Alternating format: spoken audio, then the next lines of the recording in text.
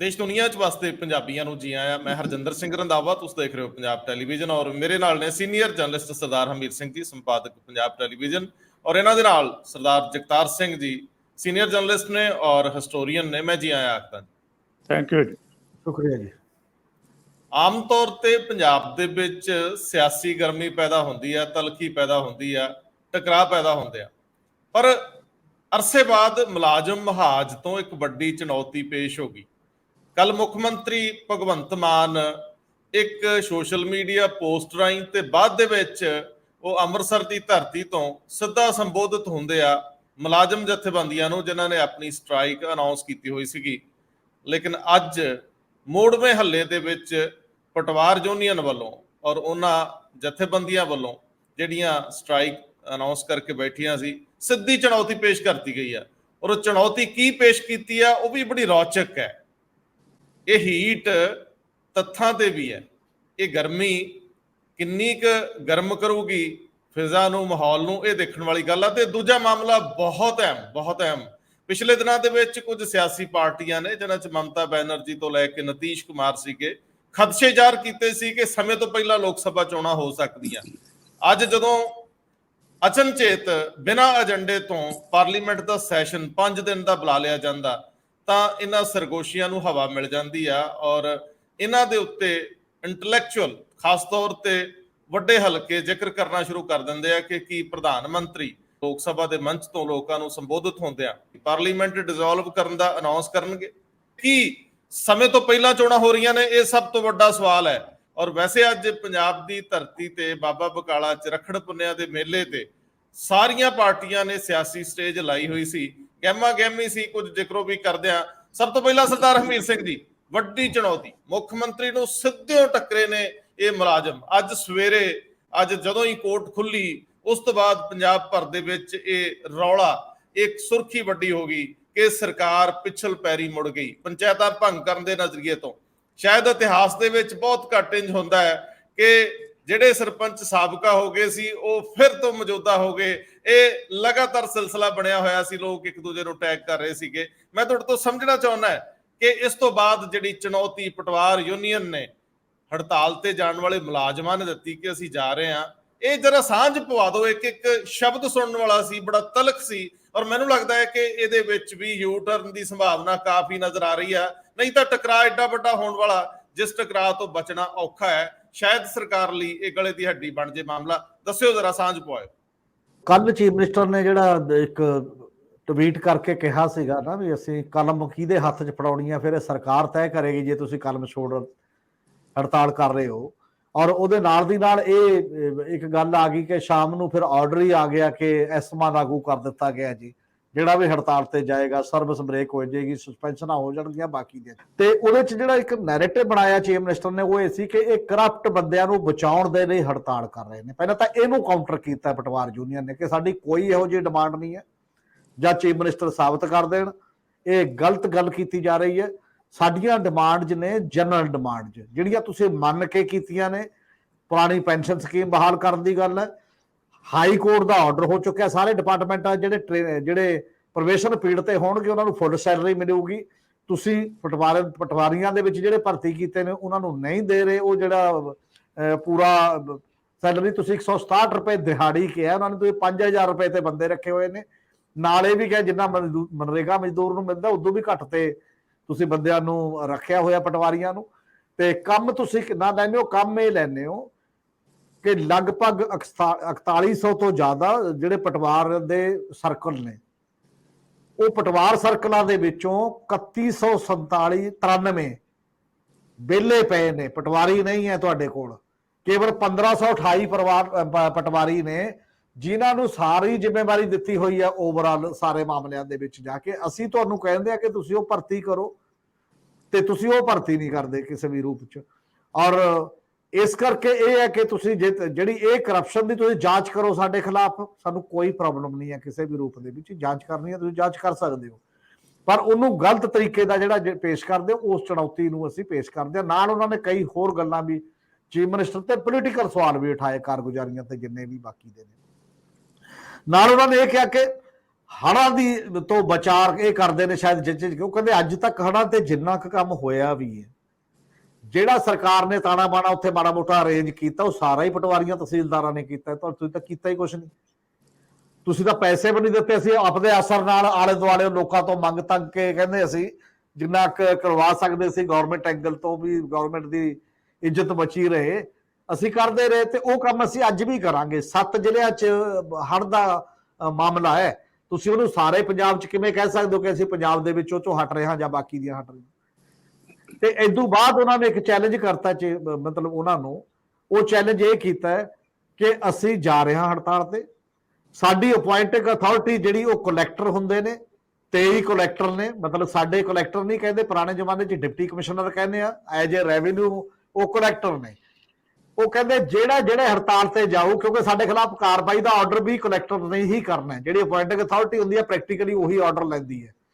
ਜਿਹੜਾ ਕਲੈਕਟਰ ਕਾਰਵਾਈ ਕਰੂਗਾ ਉਹਨੂੰ ਬਾਈ ਨੇਮ ਹਾਈ ਕੋਰਟ 'ਚ ਅਸੀਂ ਲੈ ਕੇ ਜਾਵਾਂਗੇ ਕਿ ਕਿਵੇਂ ਲਾਈਦਾ ਇਸ ਸਮਾਂ ਜਾਂ ਕਿਸ ਤਰੀਕੇ ਨਾਲ ਕਰੀਦਾ, ਅਸੀਂ ਉਹਨੂੰ ਚੈਲੰਜ ਕਰਾਂਗੇ ਉਸ ਪੱਧਰ ਦੇ ਉੱਤੇ ਜਾ ਕੇ।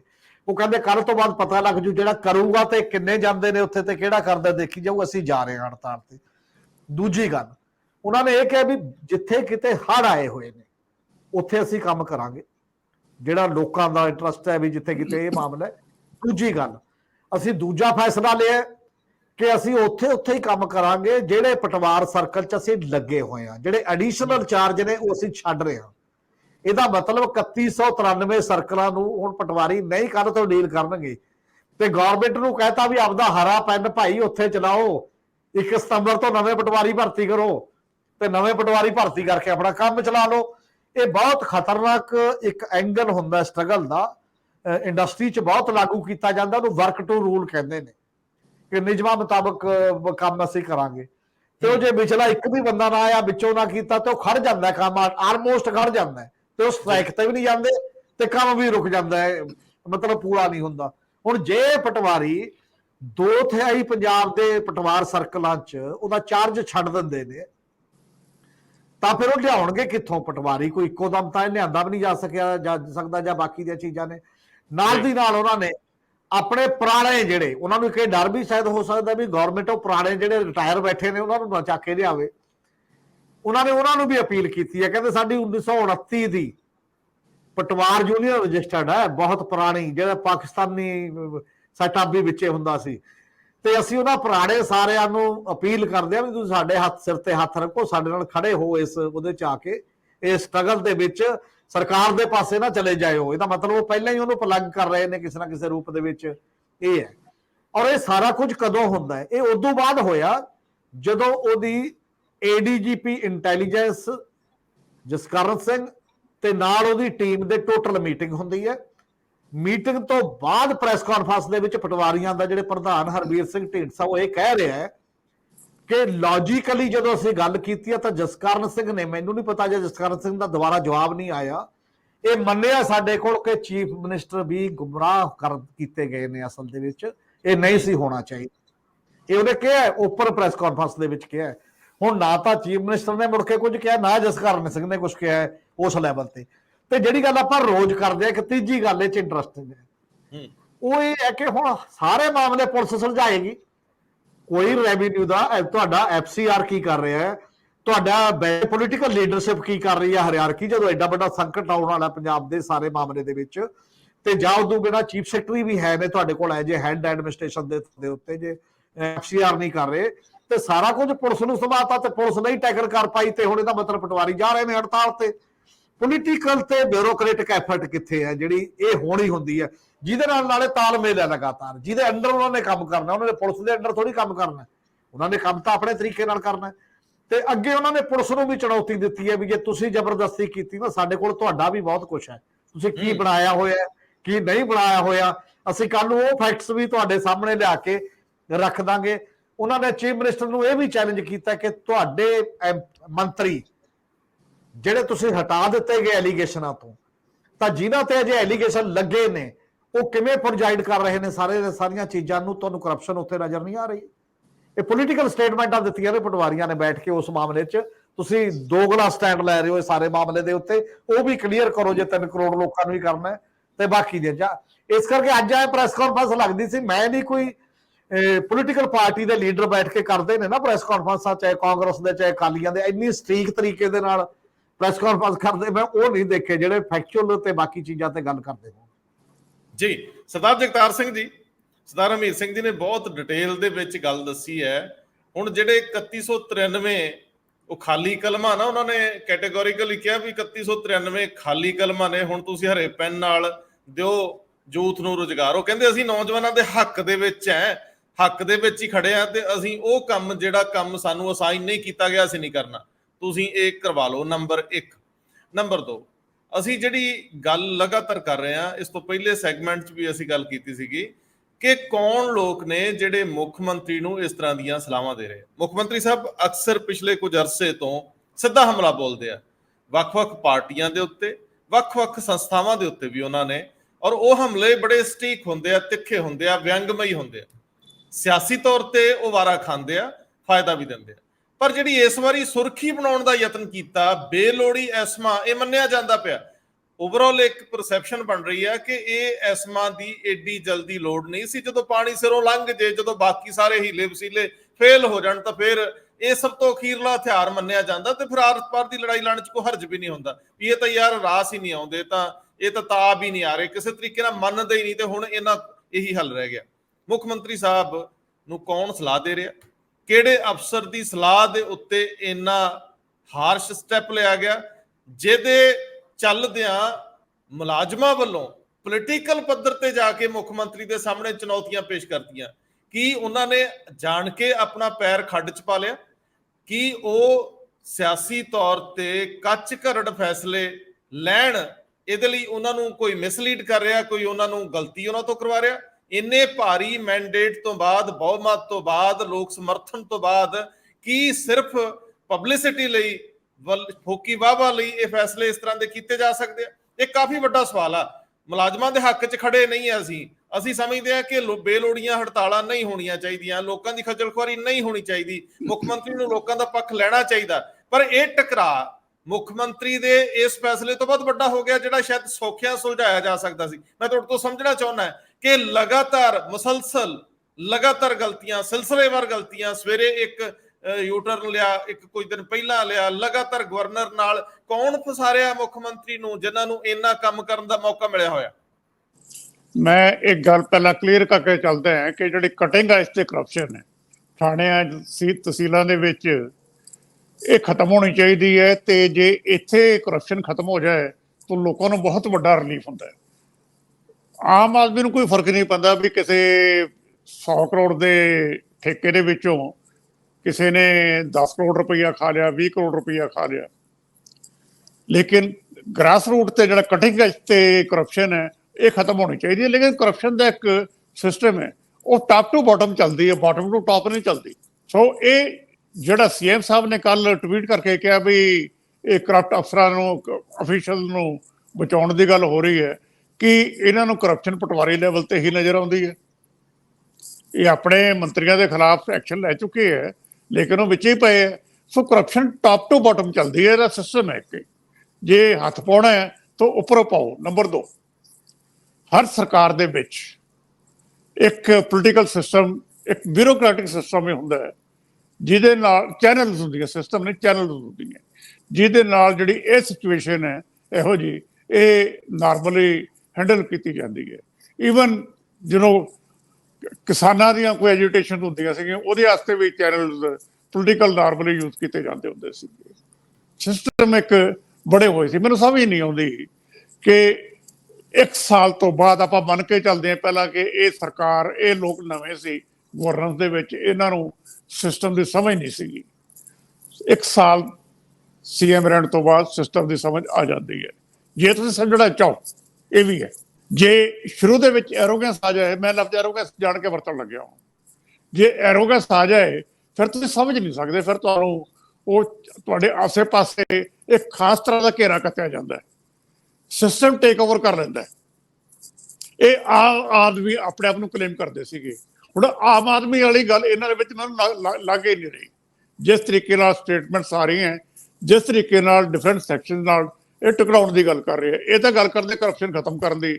ਜਦੋਂ ਤੁਸੀਂ 167 ਰੁਪਏ ਤੇ ਦਿਹਾੜੀ ਤੇ ਬੰਦਾ ਰੱਖੋਗੇ ਤੇ ਉਹ ਤਾਂ ਰੋਟੀ ਵੀ ਨਹੀਂ ਖਾ ਸਕਦਾ ਉਹਦੇ ਵਿੱਚ। ਤੇ ਦੂਜੇ ਪਾਸੇ ਤੁਸੀਂ ਕਰਪਸ਼ਨ ਖਤਮ ਕਰਨ ਦੀ ਨਾਰਾ ਲਾਉਨੇ ਆ, ਇੱਕ ਸੈਲਫ ਕੰਟਰਡਿਕਸ਼ਨ ਹੈ। ਪਾਲਿਸੀ ਕਲੀਅਰ ਕਰੋ ਜਿਹਦੇ ਨਾਲ ਇਹ ਲੋਕਾਂ ਨੂੰ ਖਾਣ ਜੋਗੀ ਰੋਟੀ ਤਾਂ ਮਿਲੇ ਸਰਕਾਰੀ EMPLOYEES ਨੂੰ। ਸੋ ਇੱਕ ਐਸਪੈਕਟ ਤਾਂ ਇਹ ਸਾਰੀ ਗੱਲ ਤਾਂ ਇਹ ਹੈ। ਦੂਸਰਾ ਜਿਹੜੀ ਗੱਲ ਮੈਂ ਪਹਿਲਾਂ ਵੀ ਕੀਤੀ ਹੈ ਕਿ ਇਹਨਾਂ ਨੂੰ ਬਰੀਫ, ਤੁਸੀਂ ਵੀ ਗੱਲ ਕੀਤੀ ਹੈ ਕਿ ਇਹਨਾਂ ਨੂੰ ਬਰੀਫ ਕੌਣ ਕਰਦਾ, ਸਲਾਹ ਕੌਣ ਦਿੰਦਾ, ਐਡਵਾਈਸ ਕੌਣ ਦਿੰਦਾ। ਗੱਲ ਉੱਥੇ ਆ ਜਾਂਦੀ ਹੈ। CM ਐਡਵੈਂਚਰਿਜ਼ਮ ਦੇ ਵਿੱਚ ਕਦੇ ਨਹੀਂ ਪਿਆ ਕਰਦੇ। ਇੱਕ ਨਵਾਂ ਟ੍ਰੈਂਡ ਹੈ ਕਿ ਵੱਡੇ ਨਾਅਰੇਬਾਜ਼ੀ ਕਰਨੀ, ਮਾਰਕੇਬਾਜ਼ੀ ਕਰਨੀ। ਇਹ ਦਿੱਲੀ ਦੇ ਵਿੱਚ ਵੀ ਹੈਗਾ। ਦਿੱਲੀ 'ਚ ਮੈਂ ਜਦੋਂ ਗੱਲ ਕਰਦਾ, ਮੈਂ BJP ਦੀ ਸਰਕਾਰ ਦੀ ਗੱਲ ਕਰਦਾ, ਉੱਥੇ ਵੀ ਮਾਰਕੇਬਾਜ਼ੀ ਹੈਗੀ ਹੈ, ਵੱਡੀ ਗੱਲ ਕਰਨੀ ਹੈ। ਲੇਕਿਨ ਉੱਥੇ ਨਾਲ ਸਿਸਟਮ ਵੀ ਕੰਮ ਕਰਦਾ ਹੈ। ਇਹ ਮਾਰਕੇਬਾਜ਼ੀ ਕਰਨ ਦੀ ਕੋਸ਼ਿਸ਼ ਕਰਦੇ ਹੈ ਪਰ ਸਿਸਟਮ ਕੰਮ ਨਹੀਂ ਕਰ ਰਿਹਾ। ਕੀ ਕਾਰਨ ਹੈ ਕਿ ਪੁਲਿਸ ਅਫਸਰ ਇਹਨਾਂ ਨਾਲ ਨੈਗੋਸ਼ੀਏਟ ਕਰ ਰਿਹਾ? ਇਹਨਾਂ ਦਾ ਸਿਸਟਮ ਕਿਉਂ ਨਹੀਂ ਕੰਮ ਕੀਤਾ? ਇਹ ਜੌਬ ਜ਼ਿੰਮੇਦਾਰੀ FCR ਦੀ ਹੈ, ਕਿਸੇ ਇੰਟੈਲੀਜੈਂਸ ਦੇ ਹੈਡ ਦੀ ਨਹੀਂ ਹੈ। ਇਹਦਾ ਮਤਲਬ ਟੋਟਲ ਬ੍ਰੇਕਡਾਊਨ ਸਰਕਾਰ ਦੇ ਵਿੱਚ ਆਪਣਾ ਹੋਇਆ ਹੈ। ਪਹਿਲਾਂ ਆਪਣੀ ਸਰਕਾਰ ਠੀਕ ਕਰੋ, ਉਹਦੇ ਚੈਨਲ ਠੀਕ ਕਰੋ ਉਹਦੀਆਂ, ਤਾਂ ਕਿ ਲੋਕਾਂ ਨਾਲ ਤੁਹਾਡਾ ਰਾਬਤਾ ਬਣ ਸਕੇ। ਤੁਸੀਂ ਆਪਣੇ ਆਪ ਨੂੰ ਘਰ ਦੇ ਅੰਦਰ ਬੰਦ ਕਰਕੇ ਸਰਕਾਰ ਨਹੀਂ ਚਲਾ ਸਕਦੇ। ਲੋਕਾਂ ਨਾਲ ਇੰਟਰੈਕਸ਼ਨ ਬਹੁਤ ਜ਼ਰੂਰੀ ਹੈ। ਐਸਮਾ ਉਸ ਸਟੇਜ ਤੇ ਲੱਗਦਾ ਹੈ ਜਦੋਂ ਤੁਹਾਡੀ ਗੱਲਬਾਤ ਸਾਰੀ ਟੁੱਟ ਜਾਏ ਤੇ EMPLOYEES ਸਟ੍ਰਾਈਕ ਤੇ ਚਲੇ ਜਾਣ। ਇਹ ਨਹੀਂ ਕਿ ਤੁਸੀਂ ਪਹਿਲਾਂ ਡਰਾਵਾ ਦੇ ਦਿਓ, ਉਹ ਤਾਂ ਡਰਾਵਾ ਨਿਕਲ ਗਿਆ ਸਾਰਾ ਉਹਨਾਂ ਦਾ। ਹੁਣ ਤਾਂ ਸਿੱਧੀ ਲੜਾਈ ਹੋ ਗਈ ਤੇ ਇਸ ਤੋਂ ਬਾਅਦ ਫਿਰ ਚੱਲ ਹੈ ਕਿੱਥੇ ਕੀ ਹੁੰਦਾ। ਸੋ ਲੋਕ ਸਫਰ ਨਹੀਂ ਕਰਨੇ ਚਾਹੀਦੇ। ਸਰਕਾਰ ਨੂੰ ਇਹ ਧਿਆਨ ਰੱਖਣਾ ਚਾਹੀਦਾ ਹੈ। EMPLOYEES ਨੂੰ ਵਿਕਟੀਮਾਈਜ਼ ਕਰਕੇ ਸਰਕਾਰ ਨਹੀਂ ਚਲਾ ਸਕਦਾ। ਗੱਲਾਂ ਪੁਰਾਣੀਆਂ ਹੋ ਗਈਆਂ, ਪਹਿਲਾਂ ਕਿਸੇ ਜ਼ਮਾਨੇ 'ਚ ਹੋਇਆ ਸੀਗਾ। ਹੁਣ ਵੀ ਇਹ ਮੈਨੂੰ ਲੱਗਦਾ ਸੋਸ਼ਲ ਮੀਡੀਆ ਤੇ ਰਿਐਕਸ਼ਨ ਦੇਖ ਕੇ ਸਰਕਾਰ ਜ਼ਿਆਦਾ ਫੈਸਲੇ ਲੈਂਦੀ ਹੈ। ਇੱਕ ਸੈਕਸ਼ਨ ਲੱਗਿਆ ਸੋਸ਼ਲ ਮੀਡੀਆ ਤੇ ਵੀ ਕਿ ਪ੍ਰਤਾਪ ਸਿੰਘ ਕਹਿਰੋ ਨੂੰ ਵੀ ਕੋਟ ਕਰਿਆ, ਦੇਖੋ ਜੀ ਉਹਨੇ ਕਿਵੇਂ ਡੀਲ ਕੀਤਾ ਸੀ ਪਟਵਾਰੀਆਂ ਨੂੰ। ਸੋਸ਼ਲ ਮੀਡੀਆ ਸਰਕਾਰ ਨਹੀਂ ਚਲਾਇਆ ਕਰਦਾ। ਸਰਕਾਰ ਪ੍ਰੈਗਮੈਟਿਜ਼ਮ ਤੇ ਜੋ ਗ੍ਰਾਸ ਰੂਟ ਦੀ ਰਿਐਲਿਟੀ ਹੈ ਉਹਦੇ ਨਾਲ ਚੱਲਦੀ ਹੈ। ਇਹਨਾਂ ਨੂੰ ਇੰਨੀ ਸਮਝ ਹੋਣੀ ਚਾਹੀਦੀ ਹੈ। ਸੋਸ਼ਲ ਮੀਡੀਆ ਦਾ ਆਪਣਾ ਰੋਲ ਹੈ, ਸਰਕਾਰ ਆਪਣੇ ਢੰਗ ਨਾਲ ਚੱਲਦੀ ਹੈ। ਸਰਕਾਰਾਂ ਸੋਸ਼ਲ ਮੀਡੀਆ ਨਾਲ ਨਹੀਂ ਚੱਲਿਆ ਕਰਦੀ ਜੀ। ਸਰਦਾਰ ਹਰਮੀਤ ਸਿੰਘ ਜੀ, ਇਹ ਜਦੋਂ 48 ਮੁਲਾਜ਼ਮ ਬਾਹਰ ਆ ਕੇ ਅੰਦਰ ਦੀ ਗੱਲ ਦੱਸ ਰਹੇ ਨੇ ਕਿ ਮੁੱਖ ਮੰਤਰੀ ਗੁੰਮਰਾਹ ਕੀਤੇ ਗਏ, ਤਾਂ ਫਿਰ ਮੁਜਰਮ ਕਿਹਨੂੰ ਮੰਨੀਏ? ਕੀ ਕਿਸੇ ਤੇ ਗਾਜ ਡਿੱਗੇਗੀ? ਇਹ ਸਵਾਲ ਕਾਫੀ ਅਹਿਮ ਆ ਕਿ ਕੀ ਜੇਕਰ ਜਸਕਰਨ ਸਿੰਘ ADGP ਇਹ ਗੱਲ ਨੂੰ ਕਰ ਰਹੇ ਨੇ ਤੇ ਇਹਦਾ ਮਤਲਬ ਹੈ ਕਿ ਇਹ ਗੱਲ ਮੁੱਖ ਮੰਤਰੀ ਦੇ ਪੱਧਰ ਤੇ ਵਿਚਾਰੀ ਗਈ। ਇਹ 'ਚ ਕੋਈ ਦੋ ਰਾਵਾਂ ਹੀ ਨਹੀਂ ਕਿ ਇਸ ਮੀਟਿੰਗ ਤੋਂ ਪਹਿਲਾਂ ਮੁੱਖ ਮੰਤਰੀ ਨੇ ਬਰੀਫ ਕੀਤਾ ਹੋਊਗਾ, ਜਾਂ ਜਸਕਰਨ ਸਿੰਘ ਜਿਹੜੇ ਇਹਨਾਂ ਦੇ ਸੰਕਟ ਮੋਚਕ ਕਈ ਮਾਮਲਿਆਂ 'ਚ ਨੇ, ਲਗਾਤਾਰ ਉਹ ਕੁਝ ਉਹਨਾਂ ਕੋਲੋਂ ਕੋਈ ਲੈ ਕੇ ਆਏ ਹੋਣਗੇ, ਕੁਝ ਨਾ ਕੁਝ ਤਾਂ ਉਹਨਾਂ ਕੋਲੋਂ ਦਿਸ਼ਾ ਨਿਰਦੇਸ਼ ਉਹਨਾਂ ਨੇ ਲਏ ਹੋਣਗੇ। ਇਹਦਾ ਮਤਲਬ ਹੈ ਕਿ ਕੋਈ ਵਿਭਾਗੀ ਵਿਅਕਤੀ ਆ ਜਿਹਨੇ ਇਸ ਤਰ੍ਹਾਂ ਦੀ ਕੋਈ ਉਹਨਾਂ ਨੂੰ ਇਨਪੁਟ ਦਿੱਤੀ ਮੁੱਖ ਮੰਤਰੀ ਨੂੰ ਕਿ ਸਾਨੂੰ ਇੰਜ ਕਰ ਲੈਣਾ ਚਾਹੀਦਾ। ਕੋਈ ਪੋਲੀਟੀਕਲ ਐਡਵਾਈਜ਼ਰ, ਕੋਈ ਸਿਆਸੀ ਸਲਾਹਕਾਰ ਹੈ ਜਿਹਨੇ ਇਹ ਕਿਹਾ ਹੋਵੇ ਕਿ ਮੁੱਖ ਮੰਤਰੀ ਸਾਹਿਬ ਲੋਕ ਬੜੇ ਖੁਸ਼ ਹੋਣਗੇ, ਆਪਾਂ ਪ੍ਰਤਾਪ ਸਿੰਘ ਕਹਿਰੋਂ ਬਣ ਜਾਈਏ। ਕੀ ਕੋਈ ਉਹ ਆ? ਇਹਦੀ ਨਿਸ਼ਾਨਦੇਹੀ ਕਰਨ ਦਾ ਕੋਈ ਪੈਮਾਨਾ ਹੋਊਗਾ, ਕੋਈ ਸੈੱਟ ਪ੍ਰੋਸੀਜਰ ਹੈਗਾ? ਨਿਸ਼ਾਨਦੇਹੀ ਕੀਤੀ ਜਾਊਗੀ ਕਿ ਬਾਰ-ਬਾਰ ਫਸ ਕਿਉਂ ਰਹੇ ਆ? ਪੰਚਾਇਤ ਵਾਲੇ ਮਾਮਲੇ ਦੇ ਵਿੱਚ ਯੂ ਟਰਨ ਲੈਣਾ ਪਿਆ, ਜੋ ਮਰਜ਼ੀ ਆ, ਕੱਲ ਨੂੰ ਭਾਵੇਂ ਤੁਸੀਂ ਫਿਰ ਮੁੜ ਕੇ ਆ ਜਾਓ ਉਸੇ ਫੈਸਲੇ ਨਾਲ, ਜਾਂ ਕੋਈ ਦੂਜਾ ਰਸਤਾ ਕੱਢ ਲਓ, ਤੁਸੀਂ ਕੋਈ ਚੋਣ ਅਨਾਉਂਸ ਕਰ ਦਿਓ। ਪਰ ਇੱਕ ਵਾਰੀ ਤਾਂ ਸਰਕਾਰ ਨੂੰ ਲੋਕਾਂ ਦੀਆਂ ਗੱਲਾਂ ਸੁਣਨੀਆਂ ਪੈ ਗਈਆਂ। ਤੇ ਹੁਣ ਇਸ ਮਾਮਲੇ 'ਚ ਵੀ ਜੇ ਏਡੇ ਛੋਟੇ ਲੈਵਲ ਦੇ ਅਧਿਕਾਰੀ, ਮੈਂ ਮਾਫੀ ਚਾਹੁੰਦਾ ਛੋਟੇ ਲੈਵਲ, ਮੈਂ ਇਸ ਕਰਕੇ ਨਹੀਂ ਕਹਿ ਰਿਹਾ ਕਿ ਕੋਈ ਡਿਸਕ੍ਰਿਮੀਨੇਸ਼ਨ ਹੈ, ਮੈਂ ਇਸ ਕਰਕੇ ਕਹਿ ਰਿਹਾ ਕਿ ਜੇਕਰ ਇਹ ਪਟਵਾਰੀ ਪੱਧਰ ਦੇ ਮੁਲਾਜ਼ਮ ਸਿੱਧਿਓਂ ਅੱਖਾਂ ਦਿਖਾ ਕੇ, ਅੱਖ 'ਚ ਅੱਖ ਪਾ ਕੇ ਚੈਲੰਜ ਕਰ ਰਹੇ ਆ, ਤਾਂ ਇਹ ਚੁਣੌਤੀ ਤਾਂ ਮੁੱਖ ਮੰਤਰੀ ਸਾਹਿਬ ਨੇ ਆਪ ਪੈਦਾ ਕਰ ਲਈ, ਇਹ ਪੰਗਾ ਤੇ ਆਪ ਛੇੜਿਆ। ਸੋ ਜ਼ਿੰਮੇਵਾਰੀ ਤੇ ਜਵਾਬਦੇਹੀ ਕੋਈ ਤੈਅ ਹੋਊਗੀ ਤੁਹਾਨੂੰ ਲੱਗਦਾ ਜੇ ਸੱਚਮੁੱਚ ਇੰਜ ਹੋਇਆ ਮੀਟਿੰਗ ਦੇ ਅੰਦਰ? ਤਾਂ ਨਾਰਮਲੀ ਇੱਕ ਸਿਸਟਮ ਦਾ ਢਾਂਚਾ ਰਿਹਾ ਹਮੇਸ਼ਾ ਹੀ, ਇੰਟੈਲੀਜੈਂਸ ਚੀਫ ਜਿਹੜਾ ਹੁੰਦਾ ਉਹ ਡੇਲੀ ਚੀਫ ਮਿਨਿਸਟਰ ਨੂੰ ਬਰੀਫ ਕਰਦੇ ਨੇ। ਨਾਰਮਲ ਟ੍ਰੈਂਡ ਪਹਿਲਾਂ ਇਹ ਰਿਹਾ, ਹੁਣ ਨਹੀਂ ਮੈਨੂੰ ਪਤਾ। ਪਿੱਛੇ ਜੇ ਪਹਿਲਾਂ ਜਦੋਂ ਸਰਕਾਰ ਬਣੀ ਤੇ ਇੱਕ ਇੰਟੈਲੀਜੈਂਸ ਚੀਫ ਇਹ ਕਹਿ ਰਹੇ ਸੀ ਕਿ ਮੇਰੀ ਤਾਂ ਮਹੀਨੇ ਬਾਅਦ ਮੁਲਾਕਾਤ ਨਹੀਂ ਹੋਈ, ਫਿਰ ਮਹੀਨੇ ਬਾਅਦ ਸ਼ਾਇਦ ਹੋਣ ਲੱਗੀ, ਪਤਾ ਨਹੀਂ ਕੀ ਹੋਇਆ ਸਿਸਟਮ। ਹੁਣ ਕੋਈ ਮੋਖਲਾ ਹੋ ਗਿਆ ਸਿਸਟਮ, ਨਹੀਂ ਹੋ ਗਿਆ, ਮੈਨੂੰ ਨਹੀਂ ਪਤਾ ਕਿ ਇਹ ਰੂਟੀਨ ਉਹ ਚੱਲ ਪਈ ਹੈ ਜਾਂ ਨਹੀਂ ਚੱਲ ਪਈ ਹੈ ਉਸ ਪੱਧਰ ਦੀ। ਔਰ ਉਹਨਾਂ ਨੇ ਇਕੱਲੇ ਤੌਰ ਦੇ ਉੱਤੇ ਮਤਲਬ ਚੀਫ ਮਿਨਿਸਟਰ ਨੂੰ ਬਰੀਫ ਕਰਨੀਆਂ ਹੁੰਦੀਆਂ ਨੇ ਚੀਜ਼ਾਂ ਜੋ ਵੀ ਵਾਪਰ ਰਹੀਆਂ ਨੇ। ਉਹਦੇ ਚ ਪੋਲੀਟੀਕਲ ਇੰਪਲੀਕੇਸ਼ਨ ਵੀ ਹੁੰਦੀਆਂ ਨੇ, ਉਹਦੇ ਚ ਬਾਕੀ ਦੇ ਮਾਮਲੇ ਵੀ ਹੁੰਦੇ ਨੇ ਜੋ ਘਟਨਾਵਾਂ ਜਿਹੜੀਆਂ ਸਰਕਾਰ ਨੂੰ ਇੰਪੈਕਟ ਕਰਦੀਆਂ। ਇਟ ਮੀਨਸ ਜੇ ਜਸਕਰਨ ਸਿੰਘ ਉਹਨਾਂ ਨੇ ਇਹਨਾਂ ਨਾਲ ਸ਼ੇਅਰ ਕੀਤਾ ਪਟਵਾਰੀਆਂ ਨਾਲ ਵੀ ਉਹ ਗੁੰਮਰਾਹ, ਤਾਂ ਕੋਈ ਨਾ ਕੋਈ ਗੱਲ ਤਾਂ ਉਹਨਾਂ ਨੂੰ ਤਾਂ ਜ਼ਰੂਰ ਪਤਾ ਹੀ ਹੋਣਾ ਫਿਰ ਐਜ ਏ ਇੰਟੈਲੀਜੈਂਸ ਸੂਚਨਾ ਜਿਹੜੀਆਂ ਉਹਨਾਂ ਕੋਲ ਹੋਣਗੀਆਂ ਕਿ ਕਿਹਨੇ ਐਡਵਾਈਸ ਕੀਤਾ ਕਿਹਨੇ ਨਹੀਂ। ਤੇ ਹੋ ਸਕਦਾ ਇਸ ਤੋਂ ਪਹਿਲਾਂ ਬਿਲਕੁਲ ਇਹਨਾਂ ਨਾਲ ਨੈਗੋਸ਼ੀਏਸ਼ਨ ਤੋਂ ਪਹਿਲਾਂ ਚੀਫ ਮਿਨਿਸਟਰ ਨੂੰ ਪੁੱਛਿਆ ਹੋਣਾ, ਗਏ ਹੋਣਗੇ ਕਿ ਕਿੱਥੇ ਤੱਕ ਆਪਾਂ ਕਰ ਸਕਦੇ ਹਾਂ ਨੈਗੋਸ਼ੀਏਸ਼ਨ, ਕਿੱਥੇ ਤੱਕ ਉਹਨਾਂ ਦੀ ਮੰਨਣੀ ਹੈ, ਕਿੱਥੇ ਤੱਕ ਨਹੀਂ ਮੰਨਣੀ ਹੈ। ਇਹ ਗੱਲਾਂ ਵੀ ਤਾਂ ਮਤਲਬ ਉਸ ਪੱਧਰ ਦੇ ਉੱਤੇ ਹੋਈਆਂ ਹੋਣਗੀਆਂ। ਜਾਂ ਚੀਫ ਮਿਨਿਸਟਰ ਨੇ ਜਦੋਂ ਐਸਮਾ ਲਾਉਣ ਦੀ ਗੱਲ ਹੈ, ਜਦੋਂ ਆਰਡਰ ਕੀਤਾ ਚੀਫ ਸੈਕਟਰੀ ਨੂੰ ਕਿ ਐਫਸੀਆਰ ਨੂੰ ਡਾਇਰੈਕਟ ਕਰੋ ਕਿ ਆਹ ਹੇਠਾਂ ਉਸ ਲੈਵਲ ਦੀਆਂ ਚੀਜ਼ਾਂ ਕਰੋ, ਤਾਂ ਐਫਸੀਆਰ ਮੀਟਿੰਗ ਪ੍ਰੋਜਾਈਡ ਕਿਉਂ ਨਹੀਂ ਕਰਦੇ ਪਟਵਾਰੀਆਂ ਦੀ? ਚੀਫ ਮਿਨਿਸਟਰ ਦਾ ਭਰੋਸਾ ਇਸ ਲਈ ਖਤਮ ਹੋ ਗਿਆ ਕਿ ਐਫਸੀਆਰ ਨਹੀਂ ਇਸ ਕਾਬਲ ਕਿ ਉਹ ਨਹੀਂ ਪਟਵਾਰੀਆਂ ਦੀ ਮੀਟਿੰਗ ਵਿੱਚ ਕੋਈ ਸੁਲਝਾ ਸਕਦੇ ਮਸਲਾ, ਇੰਟੈਲੀਜੈਂਸ ਚੀਫ ਜ਼ਿਆਦਾ ਸੁਲਝਾ ਸਕਦੇ ਨੇ। ਜਾਂ ਇੰਟੈਲੀਜੈਂਸ ਨੂੰ ਕੇਵਲ ਕਿਸੇ ਦਾਅਵੇ ਕਰਕੇ ਰੱਖਿਆ ਜਾਂਦਾ ਕਿ ਉਹਨਾਂ ਨੂੰ ਸਾਰਿਆਂ ਦੀਆਂ ਕਮਜ਼ੋਰੀਆਂ ਪਤਾ ਹੁੰਦਾ, ਹੇਠਾਂ ਲੈਵਲ ਤੇ ਕੱਲੇ ਕੱਲੇ ਆਗੂਆਂ ਨਾਲ ਵਿਚਰਦੇ ਨੇ ਜਾਂ ਬਾਕੀ ਦੀਆਂ ਚੀਜ਼ਾਂ ਲੈਂਦੇ ਨੇ, ਉਹ ਇੱਕ ਟੈਕਟਿਕਸ ਵੀ ਵਰਤਦੇ ਹੋਣ ਆਪਣੇ ਤਰੀਕੇ ਨਾਲ ਕਿਸੇ ਨਾ ਕਿਸੇ ਰੂਪ ਦੇ ਵਿੱਚ। ਕੀ ਕੇਵਲ ਹੁਣ ਇਹੀ ਇਨਫੋਰਮੇਸ਼ਨ ਆ ਜਾਂ ਸਿਕਿਉਰਿਟੀ ਸੈਟਅਪ ਦੇ ਰਾਹੀਂ ਹੀ ਸਾਰਾ ਕੁਝ ਚੱਲਣਾ? ਉਹ ਵੀ ਆਪਣੇ ਆਪ ਚ ਇੱਕ ਮਾਮਲਾ ਹੈ। ਔਰ ਇਹ ਤਾਂ ਵੈਸੇ ਚੀਫ ਮਿਨਿਸਟਰ ਸਾਹਿਬ ਨੂੰ ਆਪ ਹੀ ਪਤਾ ਹੋਣਾ ਹੈ। ਬਾਕੀ ਤਾਂ ਕੀ ਹੈ ਕਿ ਕਿਵੇਂ ਐਡਵਾਈਸ ਦਿੱਤੀ, ਜੇ ਐਡਵਾਈਸ ਦਿੱਤੀ ਵੀ ਤੇ ਜੇ ਉਹ ਮਿਸਗਾਈਡ ਹੋ ਗਏ, ਜੇ ਇਸ ਗੱਲ 'ਚ ਕੋਈ ਸੱਚਾਈ ਹੈ ਤਾਂ ਉਹਨਾਂ ਨੂੰ ਵਾਪਸ ਲੈ ਲੈਣਾ ਚਾਹੀਦਾ। ਜੇ ਉਹ ਆਪ ਮਹਿਸੂਸ ਕਰਦੇ ਨੇ ਮਿਸਗਾਈਡ ਹੋ ਗਏ ਤਾਂ ਇਹਨਾਂ ਨੂੰ ਕੌਨਫੀਡੈਂਸ ਲੈ ਲੈਂਦੇ ਤੇ ਉਸ ਤਰੀਕੇ ਨਾਲ ਗੱਲ ਖਤਮ ਹੋ ਜਾਣੀ ਚਾਹੀਦੀ ਸੀ। ਫਿਰ ਤਾਂ ਜੇ ਮਹਿਸੂਸ ਕੀਤਾ ਜਾ ਰਿਹਾ ਹੋਵੇ ਹੁਣ ਤੱਕ, ਜਿਵੇਂ ਪੰਚਾਇਤਾਂ ਵਾਲੇ ਮਾਮਲੇ 'ਚ ਮਹਿਸੂਸ ਉਹਨਾਂ ਨੂੰ ਹੋ ਗਿਆ ਵੀ ਆਪਣਾ ਕੰਮ ਚੱਲਣਾ ਨਹੀਂ ਅੱਗੇ, ਤੇ ਬੈਡਰਾ ਕਰ ਲਈ ਜਾ ਕੇ। ਜੀ ਨੇ ਕਹਿਤਾ ਜੀ ਅਸੀਂ ਬੈਡਰਾ ਕਰਦੇ ਆ ਤੇ ਇੱਕ ਦਿਨ ਦੇ ਦਿਓ ਸਾਨੂੰ। ਉਹ ਤਾਂ ਚੀਫ ਜਸਟਿਸ ਸੀਗੇ ਜਿਨ੍ਹਾਂ ਨੇ ਕਿਹਾ ਵੀ ਇੱਕ ਨਹੀਂ ਦੋ ਲੈ ਲਓ ਦਿਨ, ਤਾਂ ਪਰ ਇਹ ਵਾਪਸ ਲੈ ਲਓ ਨਹੀਂ ਤਾਂ ਕੰਮ ਗੜਬੜ ਹੈ। ਤੇ ਨਹੀਂ ਉਦੋਂ ਜ਼ਿਆਦਾ ਉਲਟ ਆ ਜਾਂਦਾ ਡਿਸੀਜਨ, ਫਿਰ ਵੀ ਥੋੜੀ ਜਿਹੀ ਬਚਤ ਹੋ ਜਾਂਦੀ ਹੈ ਇਹਦੇ ਨਾਲ ਵੀ ਚਲ ਅਸੀਂ ਵਾਪਸ ਨਹੀਂ। ਜਿਹੜੀ ਕੋਰਟ ਸਟ੍ਰਕਚਰ ਤੇ ਲਿਖਦੀ ਹੈ ਨਾ ਉਹਦੇ ਤੇ ਇਹ ਜੱਜਮੈਂਟਾਂ ਤੇ ਉਹ ਚੱਲਦੇ ਨੇ ਲੰਬਾ ਸਮਾਂ ਫਿਰ ਕਿ ਕੀ ਚੀਜ਼ਾਂ ਨੇ, ਕਿਵੇਂ ਹੈ ਸਾਰਾ ਕੁਝ। ਇਸੇ ਮਾਮਲੇ ਦੇ ਵਿੱਚ ਵੀ ਇਹ ਵੀ ਕੀ ਇਹ ਕੱਲ ਨੂੰ ਕੋਰਟ ਜਾ ਕੇ ਹੱਲ ਹੋਣਗੇ, ਫਿਰ ਤੁਸੀਂ ਐਸਮਾ ਲਾ ਦੋਗੇ, ਬੰਦਾ ਹਰੇਕ ਕੱਲੇ ਕੱਲੇ ਪਟਵਾਰੀ ਯੂਨੀਅਨ ਜਾਊਗੀ, ਉਹ ਕਹਿੰਦੇ ਨੇ ਸਾਡੀ ਹਰੇਕ ਮਾਮਲੇ ਦੇ ਵਿੱਚ ਕੱਲੇ ਕੱਲੇ ਬੰਦੇ ਦੇ ਲਈ ਕੋਰਟ, ਤਾਂ ਕੋਰਟ ਦੇ ਸਾਹਮਣੇ ਕਿੰਨੀਆਂ ਪਟੀਸ਼ਨਾਂ ਹੋਣਗੀਆਂ। ਫਿਰ ਕੋਰਟ ਫੈਸਲਾ ਕਰ ਦੂਗੀ ਬਹਾਲ ਕਰੋ, ਫਿਰ ਗਵਰਨਮੈਂਟ ਬਹਾਲ ਕਰੂਗੀ ਮੁੜ ਕੇ ਜਾ ਕੇ, ਫਿਰ ਕੀ ਬਣਨਾ ਉਹ ਸਾਰੇ ਮਾਮਲੇ ਦਾ। ਇਸ ਸਾਰੇ ਮਾਮਲੇ ਦੇ ਵਿੱਚ ਇਹ ਜ਼ਰੂਰ ਹੈ ਕਿ ਚੀਫ ਮਿਨਿਸਟਰ ਐਡਵਾਈਜ਼ਰ ਕੋਈ ਵੀ ਹੋਵੇ, ਮਿਸਗਾਈਡ ਕੋਈ ਵੀ ਕਰਦਾ ਹੋਵੇ, ਪਰ ਫਾਈਨਲੀ ਰਿਸਪੌਂਸਿਬਿਲਟੀ ਉਸ ਬੰਦੇ ਦੀ ਹੈ ਜਿਹੜਾ ਡਿਸੀਜਨ ਮੇਕਰ ਹੈ, ਜਿਹਨੇ ਲੈਣਾ ਹੁੰਦਾ ਉਹਦੀ ਸਲਾਹ ਮੰਨਣੀ ਜਾਂ ਨਾ ਮੰਨਣੀ। ਇਹ ਤਾਂ ਤੁਹਾਡੇ ਤੇ ਡਿਪੈਂਡ ਕਰਦਾ ਨਾ ਕਿ ਕੋਈ ਪਾਵਰਫੁਲ ਤੁਸੀਂ ਤੁਹਾਨੂੰ 50 ਬੰਦੇ ਸਲਾਹ ਦੇਣ ਵਾਲੇ ਹੋਣਗੇ, ਆ ਗਲਤ ਜਾਂ ਠੀਕ, ਉਹਦੇ ਚੋਂ ਕਿਹੜੀ ਕਰੈਕਟ ਹੈ। ਜਾਂ ਤਾਂ ਤੁਹਾਡੇ ਕੌਨਫੀਡੈਂਸ ਦਾ ਆਦਮੀ ਹੋਵੇ ਵੀ ਇਹ ਗਲਤ ਦੇ ਹੀ ਨਹੀਂ ਸਕਦਾ, ਮੇਰਾ ਖਿਆਲ ਕੌਨਫੀਡੈਂਸ ਦਾ ਹੀ ਹੋਊਗਾ ਜਿਹਦੀ ਗੱਲ ਮੰਨਦੇ ਹੋਣਗੇ, ਪਰ ਉਹ ਐਡੇ ਕਾਬਲ ਵੀ ਹੈ ਕਿ ਨਹੀਂ, ਇਹ ਤਾਂ ਜੱਜਮੈਂਟ ਤੁਸੀਂ ਲਾਉਣੀ ਹੁੰਦੀ ਹੈ ਵੀ ਇਹਦੀ ਐਡਵਾਈਸ ਠੀਕ ਹੈ ਕਿ ਨਹੀਂ। ਮਤਲਬ ਜ਼ਰੂਰੀ ਨਹੀਂ ਇਕੱਲਾ ਭਰੋਸੇਯੋਗ ਹੋਵੇ, ਭਰੋਸੇਯੋਗ ਹੋਣ ਦੇ ਨਾਲ ਨਾਲ ਕਾਬਲੀਅਤ ਚਾਹੀਦੀ ਹੈ ਉਸ ਪੱਧਰ ਦੀ ਜਿਹੜੀ ਗੱਲ ਨੂੰ ਪ੍ਰਵਾਨ ਕੀਤਾ ਜਾਂਦਾ ਹੋਵੇ। ਹੁਣ ਇਹ ਅਲਟੀਮੇਟਲੀ ਇਹ ਚੀਫ ਮਿਨਿਸਟਰ ਦੇ ਦਾਇਰੇ ਦੇ ਵਿੱਚ ਹੀ ਹੈ, ਗੇਂਦ ਉਹਨਾਂ ਦੇ ਪਾਲੇ ਦੇ ਵਿੱਚ ਹੀ ਹੈ। ਉਹਨਾਂ ਨੇ ਕੀ ਕਰਨਾ ਨਹੀਂ ਕਰਨਾ, ਕਿਸੇ ਖਿਲਾਫ ਕਾਰਵਾਈ ਕਰਨੀ ਹੈ ਨਹੀਂ ਕਰਨੀ। ਬੰਦਾ ਕਹਿ ਸਕਦਾ ਮੈਂ ਤਾਂ ਜੀ ਜੋ ਮੈਨੂੰ ਸੁਝਿਆ ਮੈਂ ਐਡਵਾਈਸ ਦੇਤੀ, ਹੁਣ ਤੁਸੀਂ ਫਸ ਗਏ ਜਾਂ ਨਾ ਫਸ ਗਏ, ਮੈਂ ਕੀ ਕਰ ਸਕਦਾ, ਮੈਨੂੰ ਤਾਂ ਨਾ ਪੁੱਛਿਆ ਕਰੋ ਵੱਧ ਤੋਂ ਵੱਧ। ਬਿਲਕੁਲ ਬਿਲਕੁਲ। ਹਰ ਸਰਕਾਰ ਨੇ ਜਿੰਨਾ ਕੁ ਉਹਦੀ ਸਮਝ ਸੀ ਉਹਨੇ ਇੱਕ ਅਫਸਰਾਂ ਦਾ ਆਪਣਾ ਗਰੁੱਪ ਨਾਲ ਰੱਖਿਆ ਹੁੰਦਾ ਸੀ ਜਿਹੜੇ ਉਹਨਾਂ ਨੂੰ ਠੀਕ ਰਾਏ ਦਿੰਦੇ। ਆਮ ਤੌਰ ਤੇ ਹੀ ਇਸ ਤਰ੍ਹਾਂ ਦੇ ਵੱਖ-ਵੱਖ ਗਰੁੱਪ ਬਣ ਜਾਂਦੇ ਨੇ ਜਿਹੜੇ ਸਰਕਾਰਾਂ ਦੇ ਵਿੱਚ ਕਾਰਜਸ਼ੀਲ ਰਹਿੰਦੇ ਆ, ਤੇ ਇੱਕ ਦੋ ਵਿਅਕਤੀ ਐਸੇ ਹੁੰਦੇ ਆ ਜਿਹੜੇ ਨਿਰੰਤਰ ਮੀਟਿੰਗਸ ਕਰਦੇ ਰਹਿੰਦੇ ਆ। ਮੁੱਖ ਮੰਤਰੀ ਤੱਕ ਫਾਈਨਲ ਫੈਸਲੇ ਲਈ ਜਾਇਆ ਜਾਂਦਾ, ਲੇਕਿਨ ਬਹੁਤੀ ਵਾਰੀ ਥੱਲੇ ਥੱਲੇ ਉਹਦੇ ਸਾਰੇ ਬਦਲਵੇਂ ਪਹਿਲੂ ਵੀ ਦੇਖ ਲਏ ਜਾਂਦੇ ਆ। ਜੇ ਬਦਲਵੇਂ ਪਹਿਲੂ ਨਹੀਂ ਦੇਖੇ ਜਾ ਰਹੇ ਤਾਂ ਇਹਦਾ ਮਤਲਬ ਹੈ ਕਿ ਕਿਸੇ ਜਗ੍ਹਾ ਦੇ ਉੱਤੇ ਇਸ ਸੈਟਅਪ ਦੇ ਵਿੱਚ ਕਮੀ ਆ। ਸਰਦਾਰ ਜਗਤਾਰ ਸਿੰਘ ਜੀ, ਦੂਜਾ ਮਾਮਲਾ ਮੈਂ ਪਹਿਲਾਂ ਇੱਥੇ ਹੀ ਥੋੜਾ ਜਿਹਾ ਐਡ ਕਰ ਦਿਆਂ। ਜ਼ਰੂਰ। ਦੇਖੋ ਇਹ ਜ਼ਿੰਮੇਵਾਰੀ ਐਫਸੀਆਰ ਦੀ ਹੁੰਦੀ ਹੈ, he had of the revenue department ਜੀ ਅਲਟੀਮੇਟਲੀ।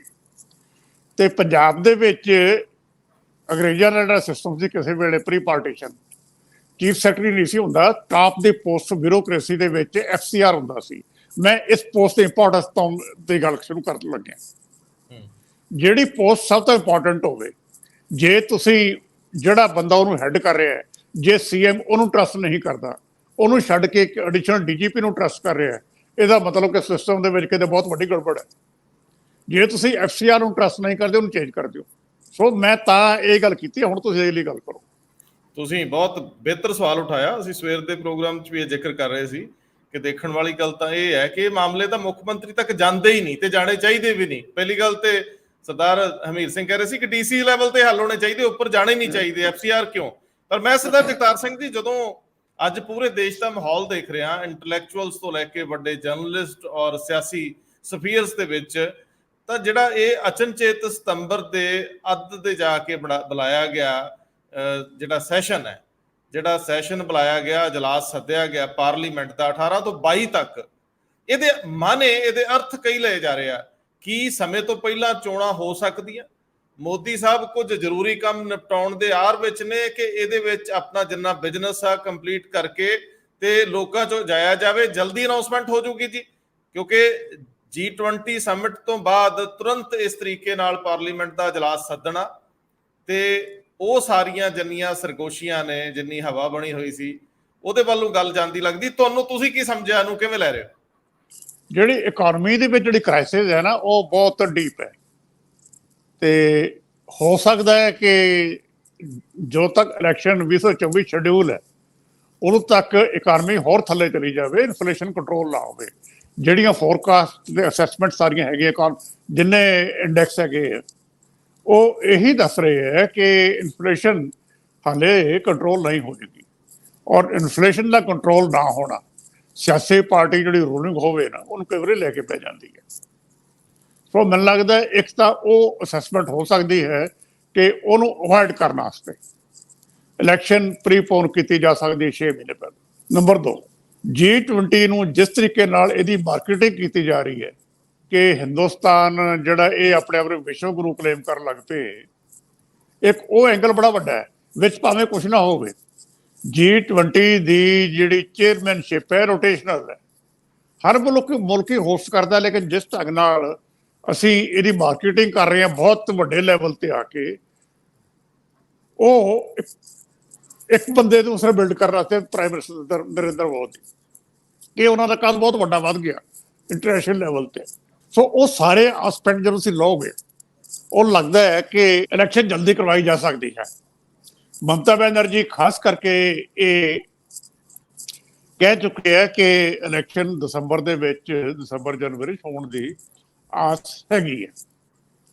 ਤੇ ਜਿਸ ਢੰਗ ਨਾਲ ਨਾਨ ਬੀਜੇਪੀ ਪਾਰਟੀਆਂ ਤਿਆਰੀ ਕਰ ਰਹੀਆਂ ਤੇ ਇਕੱਠੀਆਂ ਹੋ ਰਹੀਆਂ, ਉਹ ਦੇਖ ਕੇ ਵੀ ਇੱਕ ਤੁਸੀਂ ਕਹਿ ਸਕਦੇ ਹੋ ਕਿ ਉਹਨਾਂ ਦੀ ਤਿਆਰੀ ਤੁਸੀਂ ਕਹਿ ਲਓ ਕਿ ਪ੍ਰੀਐਮਪਟ ਕਰਨ ਵਾਸਤੇ ਇਲੈਕਸ਼ਨ ਜਲਦੀ ਕਰਾਈ ਜਾ ਸਕਦੀ। ਜੇ ਉਹਨਾਂ ਨੂੰ ਟਾਈਮ ਮਿਲ ਗਿਆ 8-10 ਮਹੀਨੇ, ਤਾਂ ਆਪਣਾ ਸਿਸਟਮ ਸਟਰੀਮਲਾਈਨ ਕਰ ਰਹੇ ਕਿ ਇਸ ਤੋਂ ਪਹਿਲਾਂ ਕਿ ਉਹ ਆਪਣਾ ਸਾਰਾ ਵਰਕਆਊਟ ਕਰ ਲੈਣ ਆਪੋਜੀਸ਼ਨ ਵਾਲੇ, ਉਸ ਤੋਂ ਪਹਿਲਾਂ ਇਲੈਕਸ਼ਨ ਅਨਾਉਂਸ ਕਰ ਦਿਓ। ਸੋ ਇਹ ਕਈ ਸਾਰੇ ਫੈਕਟਰ ਇਕੱਠੇ ਹੋ ਜਾਂਦੇ ਹੈ ਜਿਹਦੇ ਵਿੱਚ ਇਹ ਪੋਸੀਬਿਲਿਟੀ ਰੂਲ ਆਊਟ ਨਹੀਂ ਕੀਤੀ ਜਾਂਦੀ। ਹੁਣ ਜਿਹੜਾ ਸੈਸ਼ਨ ਬੁਲਾਇਆ 5 ਦਿਨ ਦਾ, ਉਹ ਬਿਨਾਂ ਕਿਸੇ ਏਜੰਡੇ ਤੋਂ ਬੁਲਾਇਆ।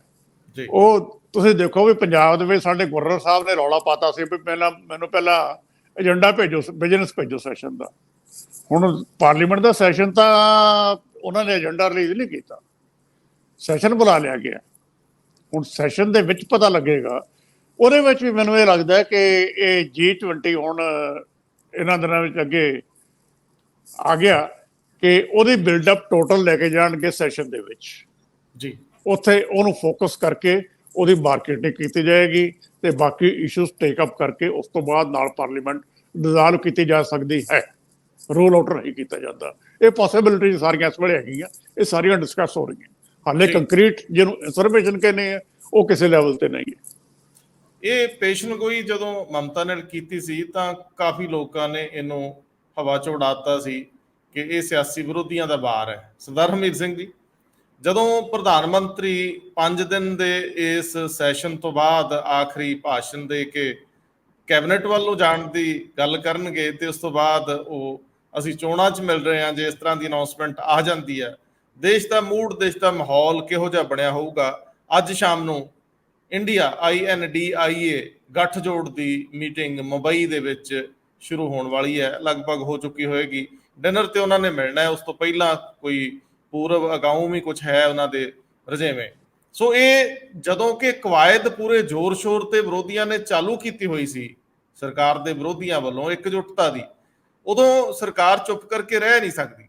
ਸੋ ਇਹਨਾਂ ਦੋਨਾਂ ਚੀਜ਼ਾਂ ਨੂੰ ਨਿਖੇੜ ਕੇ ਦੇਖਣ ਦੀ ਬਜਾਏ ਜੇ ਇਕੱਠਿਆਂ ਦੇਖਿਆ ਜਾਵੇ ਤਾਂ ਨਰਿੰਦਰ ਮੋਦੀ ਵਰਗੇ ਵੱਡੇ ਕੱਦ ਦੇ ਆਗੂ ਜ਼ਿਆਦਾ ਵੱਡੀ ਤਾਕਤ ਬਣ ਕੇ ਉਹ ਉੱਭਰਨ ਉਸ ਤੋਂ ਪਹਿਲਾਂ ਹੀ ਉਹਨਾਂ ਨੂੰ ਮੁਕਾਬਲੇ 'ਚ ਲੈ ਆਉਣਾ ਚਾਹੁਣਗੇ।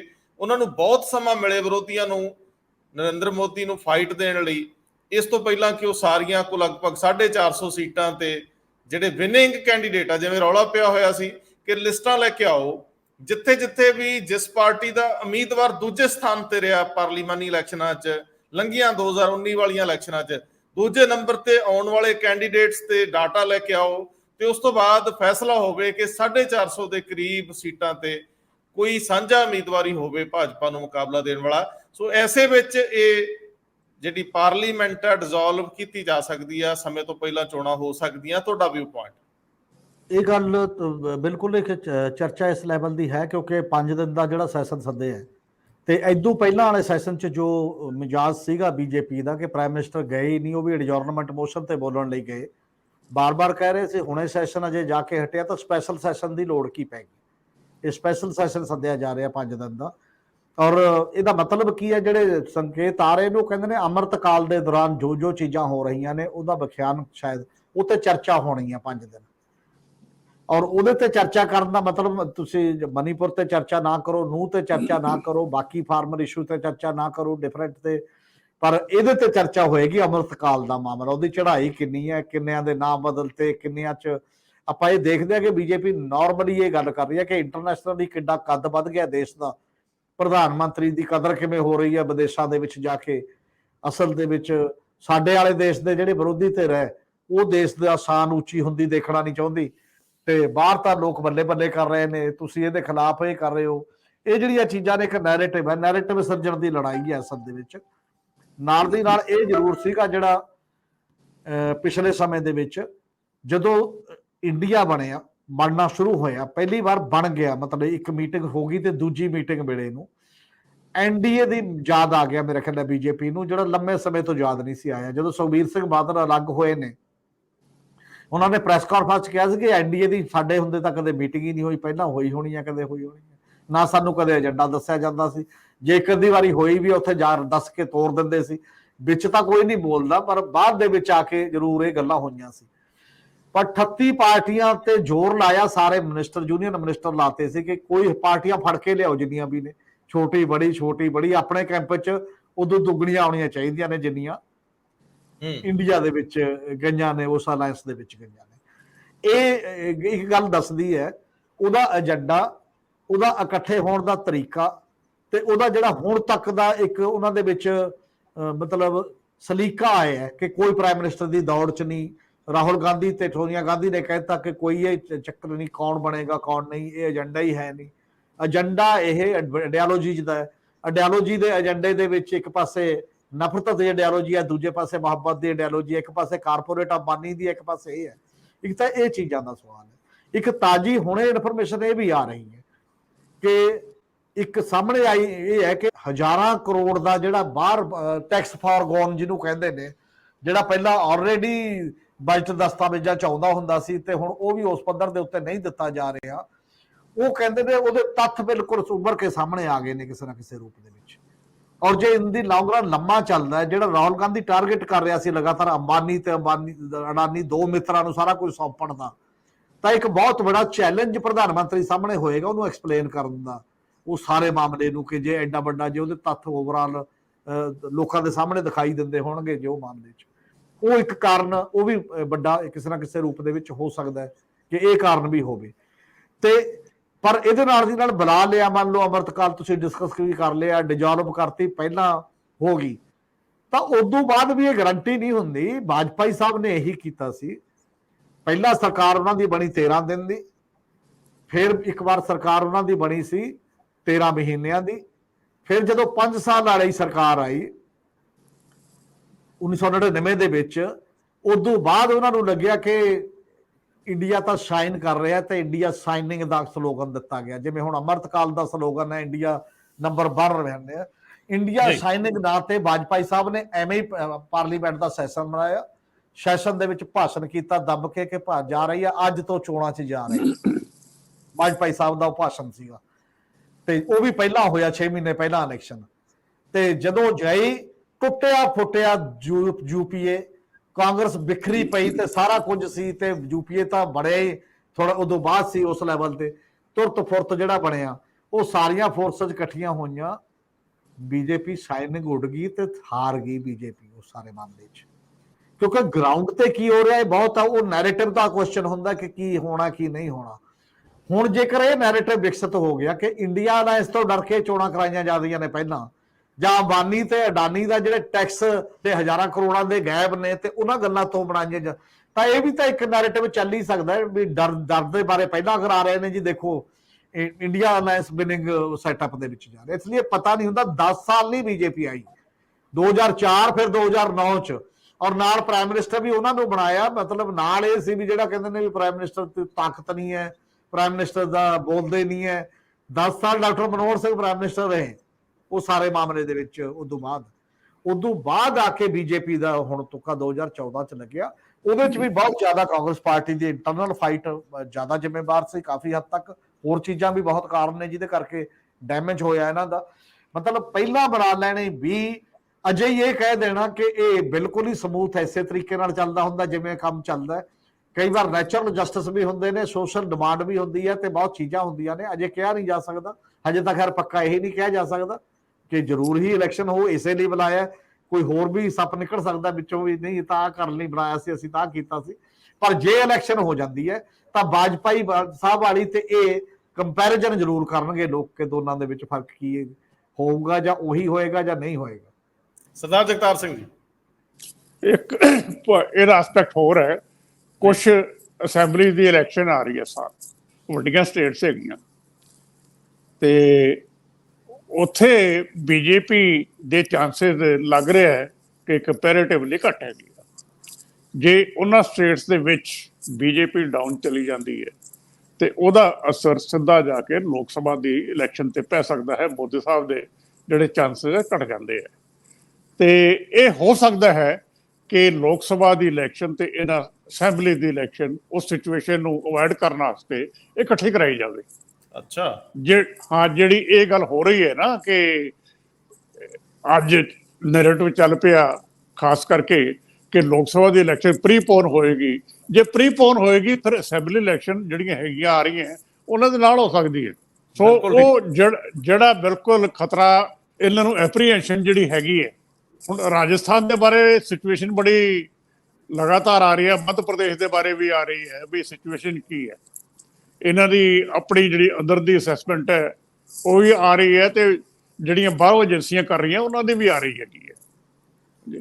ਜਿਸ ਤਰੀਕੇ ਨਾਲ ਕਰਨਾਟਕ ਦੇ ਵਿੱਚ ਪਾਸਾ ਬਦਲਿਆ, ਇਹਨਾਂ ਨੇ ਸਾਰਾ ਜ਼ੋਰ ਲਾ ਲਿਆ ਐਡਮਿਨਿਸਟ੍ਰੇਟਿਵ ਪੋਲਿਟਿਕਸ ਲਿਆਉਣ ਦੇ, ਸਭ ਕੁਝ ਕਰਨ ਤੇ। ਮੋਦੀ ਜੀ ਨੇ ਆਪ ਕੈਂਪੇਨ ਲੀਡ ਕੀਤੀ ਸੀ ਕਰਨਾਟਕ ਦੀ, ਜੀ ਬੀਜੇਪੀ ਉੱਡ ਗਈ। ਸੋ ਮੈਨੂੰ ਇਹ ਪੁਆਇੰਟ ਬਾਕੀ ਸਾਰੀ ਗੱਲਾਂ ਨਾਲੋਂ ਜ਼ਿਆਦਾ ਲੱਗ ਰਿਹਾ ਹੈ ਕਿ ਉਹ ਇਵੈਂਚੁਅਲਿਟੀ ਅਵਾਇਡ ਕਰਨ ਵਾਸਤੇ ਇਹ ਇਲੈਕਸ਼ਨ ਇਕੱਠੀ ਕਰਾਈ ਜਾ ਸਕਦੀ ਹੈ। ਇਹ ਕਾਫੀ ਸਰਦਾਰ ਹਰਮੀਤ ਸਿੰਘ ਜੀ ਅਹਿਮ ਸਵਾਲ ਉਠਾਤਾ ਸਰਦਾਰ ਜਗਤਾਰ ਸਿੰਘ ਜੀ ਨੇ।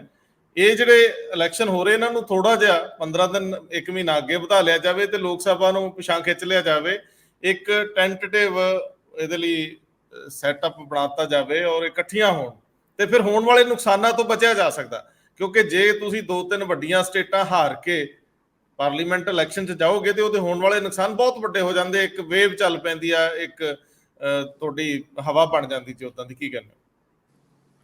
ਨਹੀਂ, ਉਹ ਹੈ ਹੀ ਹੈ। ਜੇ ਤਾਂ ਇਲੈਕਸ਼ਨ ਪਹਿਲਾਂ ਹੋਏਗੀ ਫਿਰ ਤਾਂ ਆਟੋਮੈਟਿਕਲੀ ਇਕੱਠੀ ਹੋ ਜਾਣੀ ਹੈ, ਕਿਉਂਕਿ 6 ਮਹੀਨੇ 'ਚ ਪਾਰਲੀਮੈਂਟ ਦੀ ਇਲੈਕਸ਼ਨ ਲਾਜ਼ਮੀ ਹੋਣੀ ਹੁੰਦੀ ਹੈ, ਤੇ ਇਹਨਾਂ ਨੂੰ ਕਿਸੇ ਨੂੰ 5 ਮਹੀਨੇ ਬੱਚੇ ਨੇ, ਕਿਸੇ ਨੂੰ 6 ਮਹੀਨੇ ਬੱਚੇ ਨੇ, ਕਿਸੇ ਨੂੰ 4 ਮਹੀਨੇ, ਥੋੜਾ ਫਰਕ ਹੈ। ਪਰ ਉਹ ਇਕੱਠੀਆਂ 3 ਸਟੇਟਾਂ ਦੀਆਂ ਤਾਂ ਬਿਲਕੁਲ ਇਕੱਠੀਆਂ, ਤੇ ਸਾਰੀਆਂ ਜਦੋਂ ਕਮਿਸ਼ਨ ਵੀ ਅਨਾਊਂਸ ਕਰਦਾ ਨਾ, ਇਹ ਸਟੇਟਾਂ ਇਹੋ ਜਿਹੀਆਂ ਨੇ ਜਿੱਥੇ ਇੱਕੋ ਦਮ ਐ ਨਹੀਂ ਇਕੱਠੀ ਪੰਜਾਬ ਵਾਂਗ ਹੋ ਗਈ ਵੀ ਸਾਰੇ ਦੇ ਇਕੱਠੀ ਵੋਟ ਹੋ ਜਾਂਦੀ ਹੈ। ਕਈ 3 ਪੜਾਅ ਵੀ ਹੋ ਜਾਂਦੇ ਨੇ ਕਈਆਂ ਦੇ ਜਲ ਕੇ, ਇਸ ਲਈ ਉਹ ਲੰਮਕ ਜਾਂਦੀ ਹੈ, ਲੰਮੀ ਹੋ ਜਾਂਦੀ ਹੈ। 1.5-2 ਮਹੀਨੇ ਲੱਗ ਜਾਂਦੇ ਨੇ ਉਹਨਾਂ ਚੋਣਾਂ ਹੋਣ ਦੀਆਂ ਹੁੰਦੀਆਂ ਨੂੰ, ਸਾਰੀ ਚੀਜ਼ਾਂ ਨੂੰ। ਇਸ ਫਿਰ ਤਾਂ ਕੋਈ ਸਕੋਪ ਅਲੱਗ ਹੋਣ ਦਾ ਹੋਏਗਾ ਹੀ ਨਹੀਂ, ਕਿ ਫਿਰ ਤਾਂ ਲਾਜ਼ਮੀ ਇਕੱਠੀਆਂ ਹੋਣੀਆਂ। ਔਰ ਨਾਰਮਲੀ ਬੀਜੇਪੀ ਦਾ ਇੱਕ ਸਲੋਗਨ ਵੀ ਹੈ ਸ਼ੁਰੂ ਤੋਂ, ਸਲੋਗਨ ਇਹ ਹੈ ਕਿ ਸਾਰੀਆਂ ਇਲੈਕਸ਼ਨਾਂ ਇੱਕ ਦੇਸ਼ ਇੱਕ ਇਲੈਕਸ਼ਨ ਇਕੱਠੀਆਂ ਹੋ ਜਾਣ। ਔਰ ਇਕੱਠੀਆਂ ਹੋਣ ਦਾ ਪਿੱਛੇ ਮਕਸਦ ਇਹੀ ਹੈ ਕਿ ਇੱਕ ਤੁਹਾਡੇ ਕੋਲ ਲੀਡਰ ਹੋਵੇ, ਉਸ ਲੀਡਰ ਦੇ ਨਾਂ ਤੇ ਵੋਟਾਂ ਪਾਓ, ਫਿਰ ਉੱਪਰ ਵੀ ਉਹਨੂੰ ਹੀ ਪਾਓ, ਹੇਠਾਂ ਵੀ ਉਹਨੂੰ ਹੀ ਪਾਓ, ਇਹ ਕੰਪੇਨ ਚਲਾਉਣੀ ਹੈ। ਪਰ ਕੁਐਸਚਨ ਹੁਣ ਸਭ ਤੋਂ ਬੜਾ ਇਹ ਹੈ ਕਿ ਜਿੱਥੇ ਜਿੱਥੇ ਡਬਲ ਇੰਜਣ ਦੀ ਸਰਕਾਰ ਹੈ, ਜਦੋਂ ਪਲੱਥੇ ਜਿਹੜਾ ਉਹ ਦਸਤਾਵੇਜ਼ ਲੈ ਕੇ ਘੁੰਮਣਗੇ, ਹੁਣ ਘੁੰਮ ਰਹੇ ਨੇ ਤੁਹਾਡੇ ਸਾਹਮਣੇ, ਚਾਹੇ ਉਹ ਮਨੀਪੁਰ ਦਾ ਮਾਮਲਾ ਹੈ, ਚਾਹੇ ਉਹ ਹਰਿਆਣੇ ਦਾ ਮਾਮਲਾ, ਨੂਹ ਦਾ ਮਾਮਲਾ ਹੈ, ਚਾਹੇ ਉਹ ਈਵਨ ਮਹਾਰਾਸ਼ਟਰ ਦਾ ਮਾਮਲਾ ਹੈ, ਚਾਹੇ ਉਹ ਮੱਧ ਪ੍ਰਦੇਸ਼ ਦਾ ਹੀ ਮਾਮਲਾ ਹੈ ਜਿੱਥੇ ਤੁਸੀਂ ਆਪਣੇ ਆਪ ਸਰਕਾਰ ਕੀਤੀ ਉਹ ਲਿਆਂਦੀ, ਤੇ ਉਹ ਸਾਰੇ ਮਾਮਲੇ ਡਬਲ ਇੰਜਣ ਫਿੱਕਾ ਪੈਂਦਾ ਜਾ ਰਿਹਾ। ਉਹਦੇ ਨਿਊਜ਼ਲ ਪਲੰਜਰ ਜਿਹੜੇ ਨੇ ਉਹ ਸ਼ਾਇਦ ਰਿਪੇਅਰ ਕਰਨ ਵਾਲੇ ਬਣਦੇ ਜਾ ਰਹੇ ਨੇ ਕੰਪੈਰੇਟਿਵਲੀ। ਇਹ ਬਹੁਤ ਬੜਾ ਕੁਐਸਚਨ ਵੀ ਨਾਲ ਪੈਦਾ ਹੋ ਰਿਹਾ। ਦੋਨੋਂ ਚੀਜ਼ਾਂ ਬਿਲਕੁਲ ਪੈਰਲਲ ਦਿਖਾਈ ਦਿੰਦੀਆਂ ਨੇ। ਹਾਂ, ਇੱਕ ਗੱਲ ਹੈ ਕਿ ਜੇ ਪਾਰਲੀਮੈਂਟ ਪਹਿਲਾਂ ਹੋਏਗੀ ਤਾਂ ਇਕੱਠੇ ਹੋਣ ਦੇ ਹੀ ਚਾਂਸ ਹੋਣਗੇ, ਹੋਰ ਕੋਈ ਅਲੱਗ ਹੋਣ ਦੇ ਚਾਂਸ ਘਟ ਜਾਣਗੇ। ਬਿਲਕੁਲ ਠੀਕ ਹੈ। ਇਹ ਇਲੈਕਸ਼ਨਸ ਕਾਫੀ ਮੁਸ਼ਕਲ ਹੋਣ ਵਾਲੀਆਂ ਨੇ ਤੇ ਇਹਨਾਂ ਲਈ ਪੇਸ਼ਬੰਦੀਆਂ ਸ਼ਾਇਦ ਜ਼ਿਆਦਾ ਅਹਿਮ ਰਹਿਣਗੀਆਂ ਤੇ ਇਹ ਦੇਖਣ ਵਾਲੀ ਗੱਲ ਹੋਊਗੀ ਕਿ ਸੱਚਮੁੱਚ ਦੇਸ਼ ਫਿਰ ਕਿਸ ਮਜਾਜ ਨਾਲ ਆਉਂਦਾ ਹੈ। ਬਹੁਤ ਮਿਹਰਬਾਨੀ, ਬਹੁਤ ਧੰਨਵਾਦ। Thank you. ਸ਼ੁਕਰੀਆ ਜੀ।